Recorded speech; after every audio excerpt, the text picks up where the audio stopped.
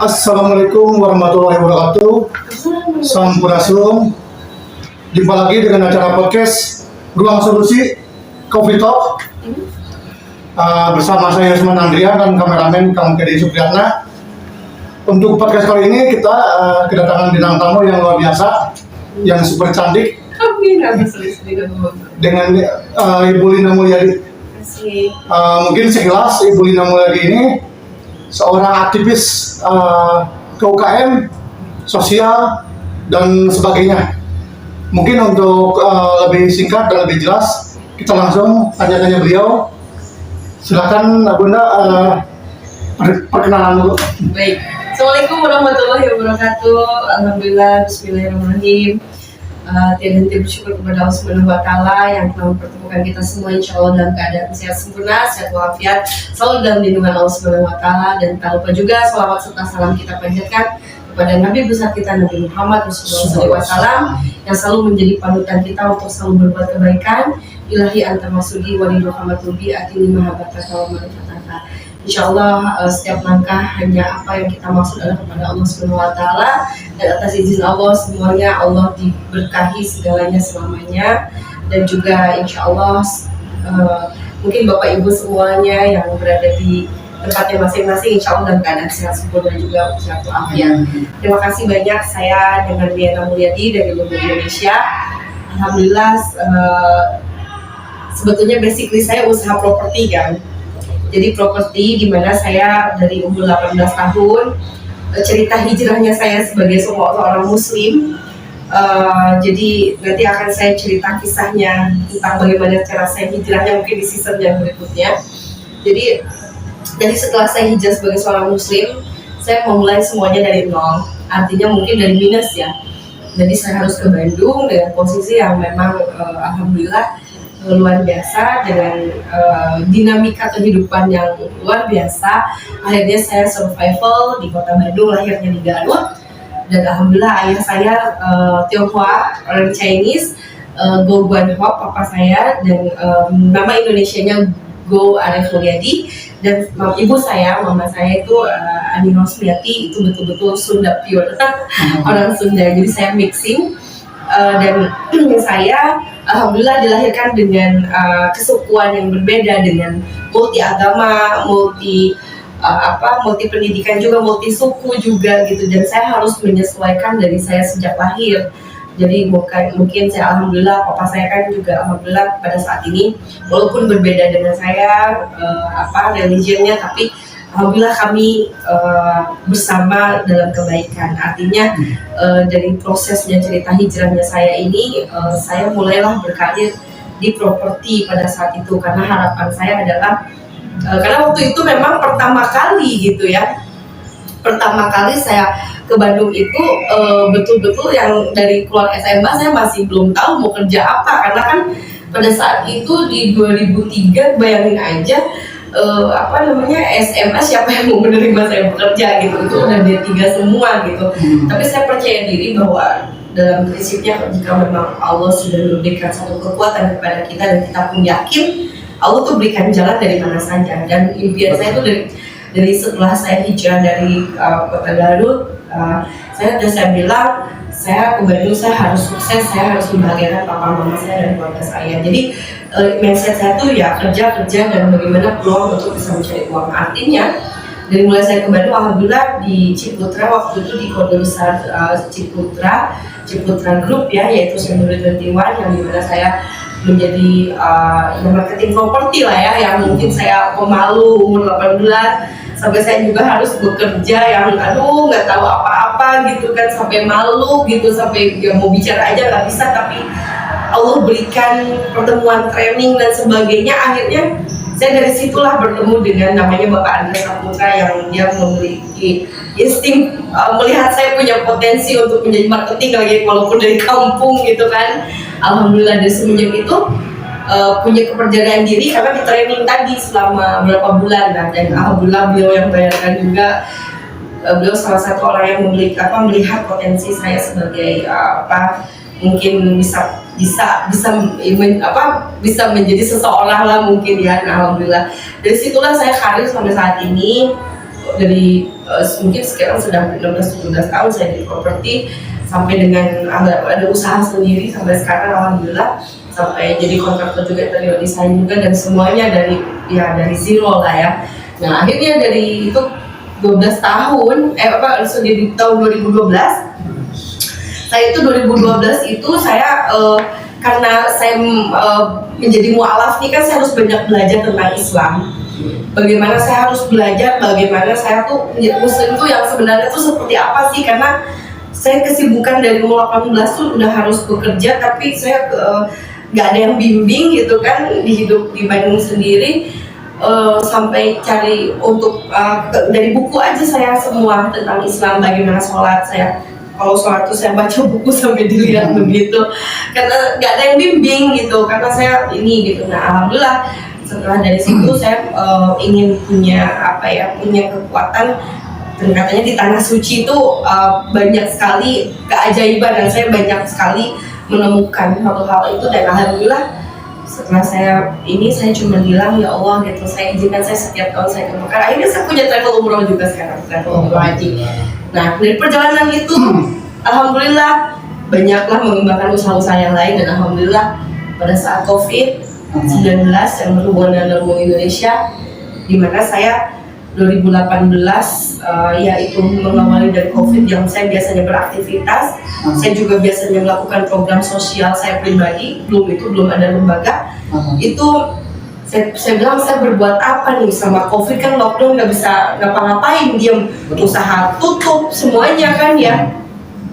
Akhirnya travel apa lagi gitu kan, aduh saya merintis dari hanya 1 karyawan gitu, sekarang udah 13 karyawan gitu. Alhamdulillah ya, gak mudah ya dari merintis dari 12 tahun untuk mendapatkan itu semua, dan reward-rewardnya dari perusahaan saya itu yang Nafi Wisata Insani. Kalau untuk yang properti, best property itu alhamdulillah milik saya gitu ya, dan keluarga. Dan alhamdulillah lahirnya Lembung Indonesia ini ya dari semenjak COVID tadi, dimana saya orangnya kan gak mau diem gitu, dan saya tuh mau berbagi tapi terbatas gitu kan, penghasilan dari mana gitu. Kedua juga udah banyak urusan ini dan itu, dan akhirnya saya berpikir, saya tuh ada ibu-ibu datang ke rumah ya kan. Jadi datang ke rumah pada saat itu jadi pas datang itu dia bawa keripik pisang, keripik singkong gitu. Sedangkan kan rumah saya yang naik turun gitu ya Kang ya. Pas bicara, ibu katanya, kalau Neng cina mau nggak cina beli keripik ibu, katanya kenapa gitu. Ibu tuh cina kalau memang nggak beli mah udah tukar sama beras, sampai segitunya. Ya Allah, di situ saya miris gitu, saya mendengar ini pasti banyak orang yang seperti ini gitu. Nah akhirnya saya konsentrasi waktu itu, saya membantu ibu-ibu ini untuk berjualan ke tetangga awalnya, terus saya punya grup-grup. Akhirnya sampai pesanan ratusan. Jadi saya akhirnya packaging dari yang bal-balan saya beli, saya bungkus, ya belum ada label karena saya nggak ngerti kan label. Saya kirim by WhatsApp, ternyata kalau kita punya niat baik, Allah tuh gerakan yang membeli, hampir ratusan saya. Dan di situ saya bilang, wah berarti saya kayak gini harus serius bantu orang dengan cara seperti ini gitu. Akhirnya saya fokus dengan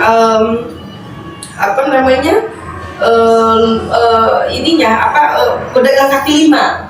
Waktu itu dengan ada salah satu komunitas namanya Paguyuban Kuliner Sukses, di mana ada 1.500 pedagang kaki lima di Kota Bandung. Karena saya domisili di Bandung, saya mengawali di Bandung, dan akhirnya gerakan saya tuh alhamdulillah ada yang ibu-ibu jual cilok, cireng segala macam saya jualkan. Itu banyak kejual semua, dari saya hanya memasarkan di grup-grup saja gitu. Alhamdulillah dari situ saya bilang ke Mang Oden, Pak Wali Kota, dan kebetulan saya berpartner dengan Bapak Ujang Koswara pada saat itu. Beliau jadi dekat dengan Pak Wali Kota almarhum Mang Oden. Ya kan, yang akan pernah hadir juga di acara saya. Itu sampai bilang, Neng kalau kayak gitu diseriusin aja katanya gitu. Akhirnya wah apa ya namanya apa gitu, sampai mikir apa ya gitu. Berpikir tapi lumbung.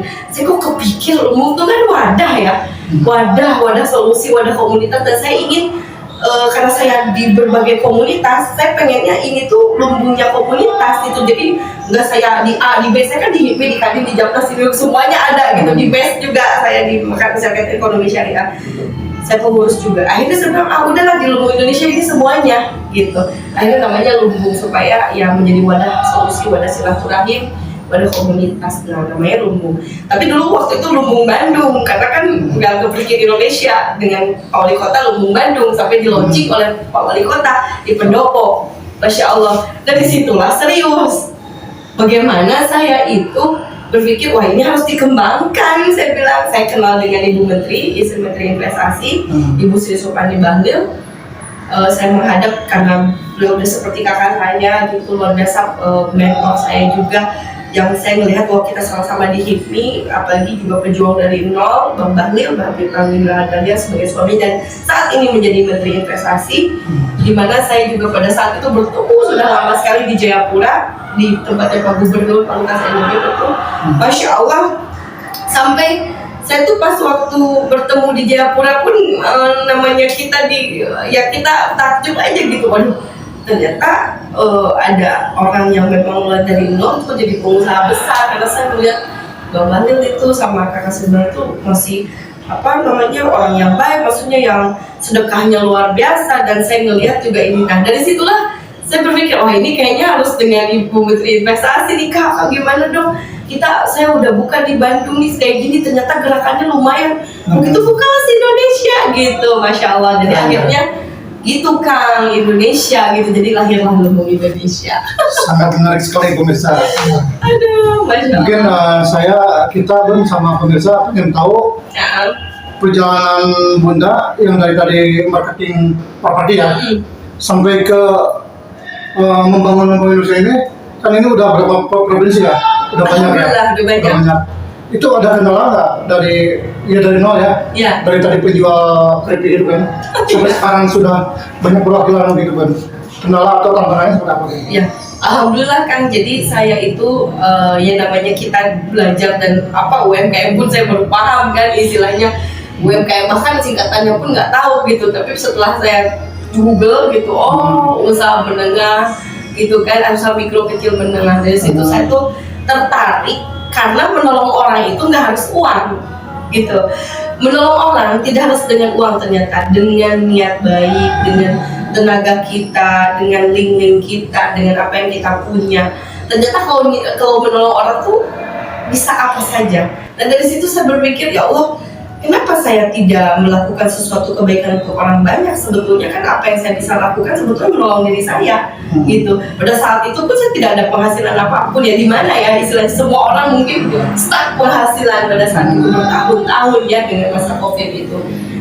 Nah dari situlah alhamdulillah kita kembangkan setiap kota kabupaten provinsi. Kenapa? Alhamdulillah kami tidak pernah menggunakan anggaran APBD APBN. Kami sudah insya Allah gitu, alhamdulillah sampai sejauh ini kita tidak pernah melakukan kegiatan yang mungkin kalaupun memang ada akselerasi dengan pemerintah, instansi, lembaga, itu betul-betul sinergitas saja. Tapi alhamdulillah pergerakan kami itu murni independen, murni betul-betul dari relawan, dari hamba-hamba Allah yang saya mungkin di sini ada CS, ada apa itu. Dan bahkan kita kebanyakannya memang betul-betul ya alhamdulillah dari usaha-usaha kami ada melakukan kegiatan sosial tersebut.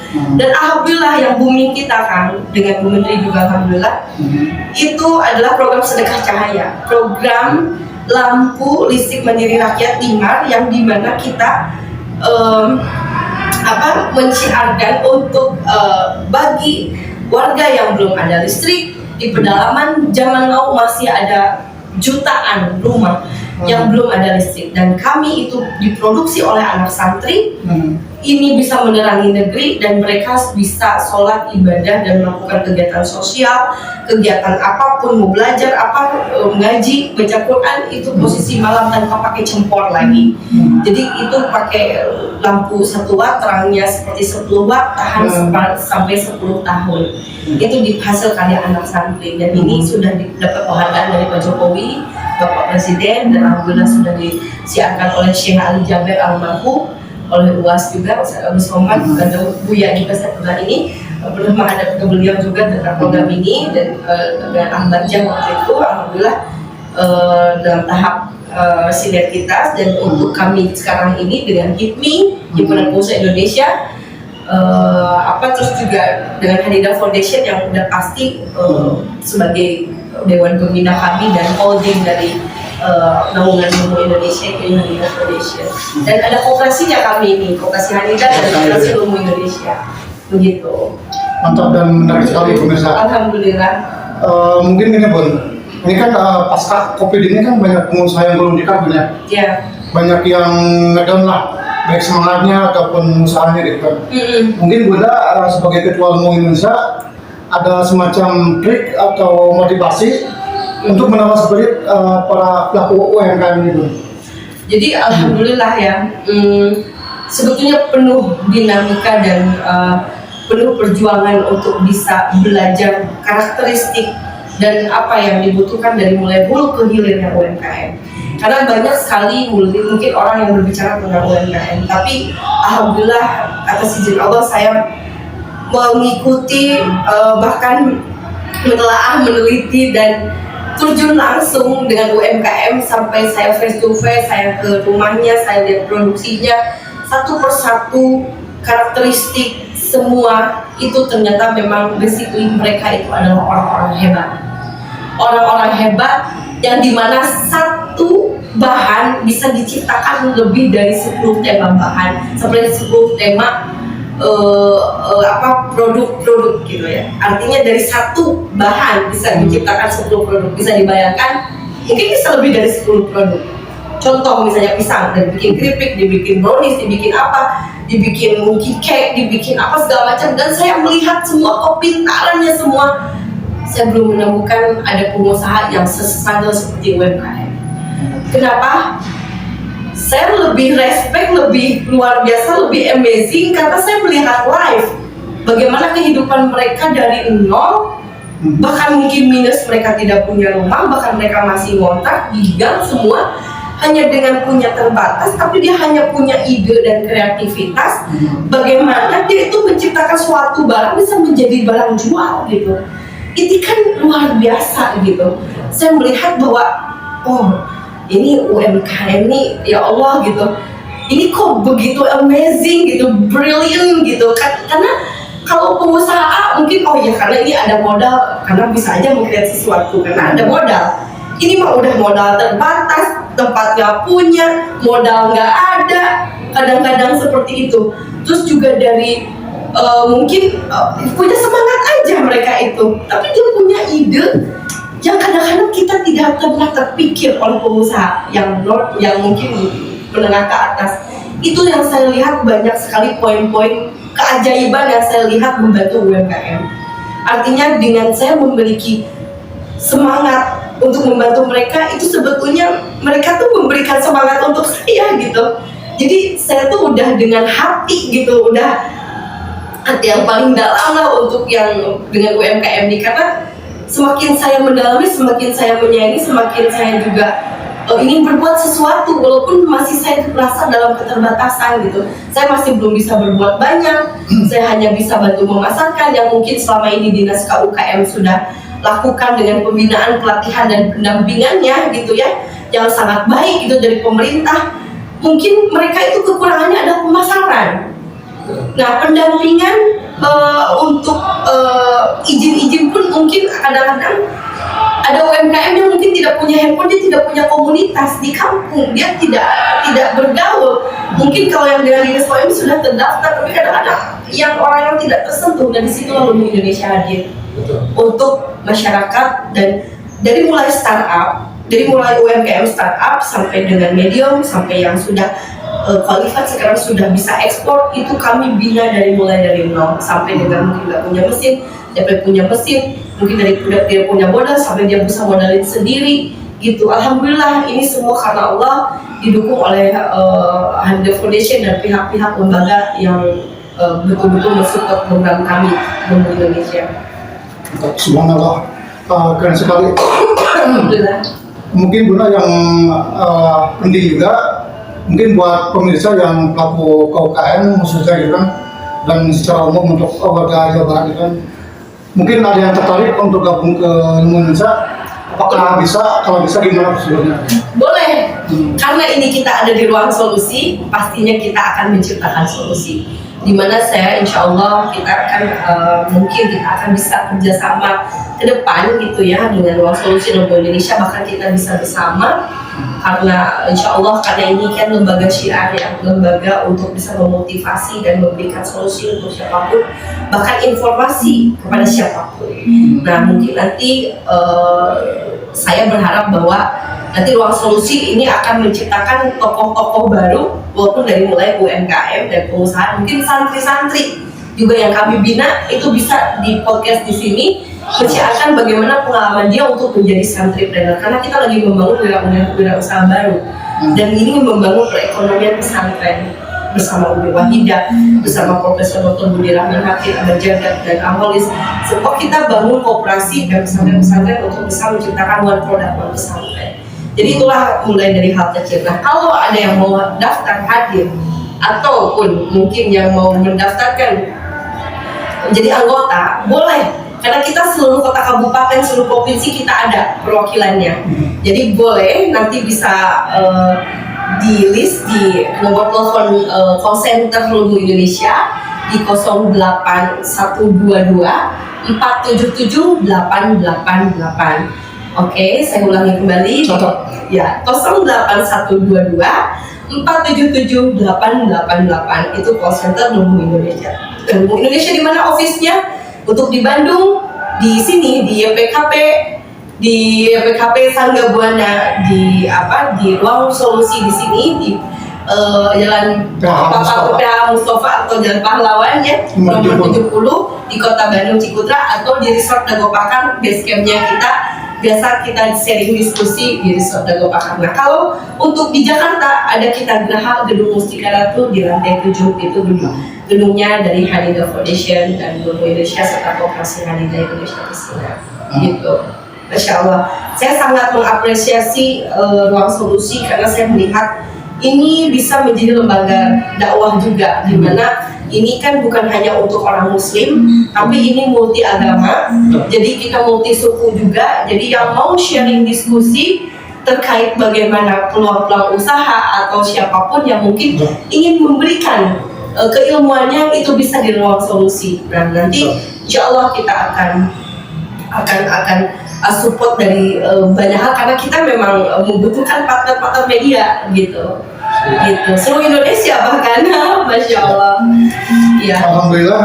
Mungkin satu lagi Bun yang terakhir mungkin khusus Lombok Indonesia ke depan ada acara atau program yang bisa dibagikan dengan para pemirsa. Baik, Alhamdulillah karena Lombok Indonesia dan Hanidah Foundation itu bergerak di bidang program sosial kemanusiaan dan sosial kemasyarakatan, yang dimana kami banyak sekali program sosial yang sudah kita lakukan. Salah satunya adalah sedekah cahaya tadi, membagikan lampu gratis ke seluruh pelosok negeri yang belum ada listrik dengan tokoh ambasadornya itu almarhum Syekh Ali Jabir, dan sekarang dilanjutkan oleh Syekh Muhammad Jabir, dan sekarang tokoh dari nasionalnya adalah Ibu Menteri Ibu Sri Supardi Batil.